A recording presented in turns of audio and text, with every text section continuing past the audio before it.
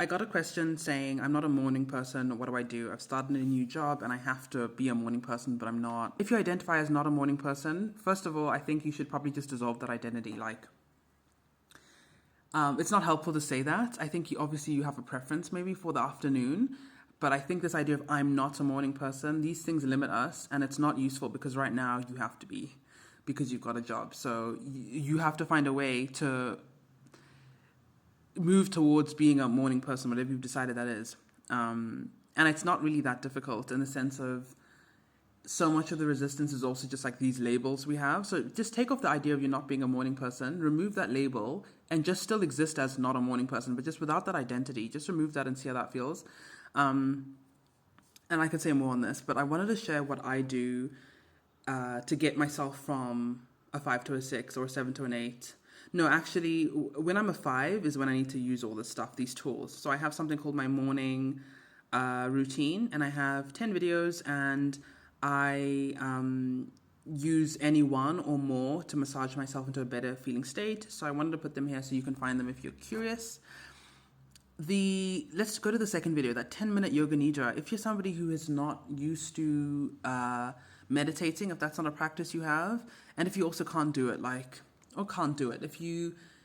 if your mind wanders and you're always wondering if you do it right, start with yoga nidra. It is fantastic. It's also really good for proprioception. So if you are autistic or if you're neurodivergent and you have a hard time identifying your body in space, yoga nidra is a really interesting place to begin.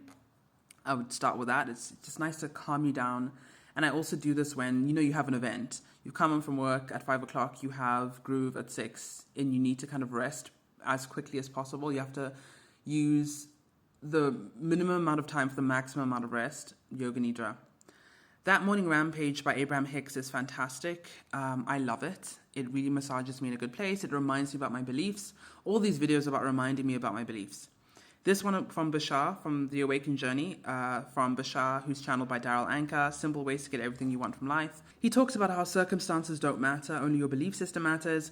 And the logic here is that everything that brought you up to today is a past version of you's decisions. So it doesn't matter what you see in front of you. It doesn't matter if your physical reality doesn't match up with what you want, because that's all the past, right?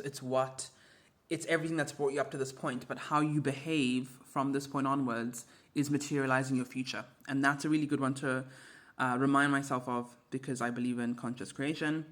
Abraham Hicks, When the Bills Pile Up. I think this one was interesting for me. I think it was about money.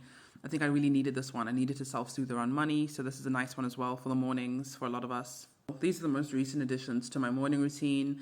Starting from the top, Neville Goddard. How to Use Your Imagination.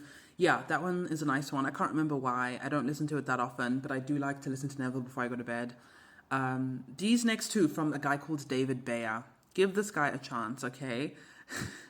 When I first saw him, he was really giving crypto, like one of those crypto scammers, like the look. I judged a book by its cover and I was like, who is this guy? But Uncle David pulls through all the time. I love his videos. But please give my uncle a chance. He's fantastic. Yeah, I really like what he has to say. I haven't listened to these meditations much, but I know the Remove Your Money Blocks was incredibly useful in terms of how I think.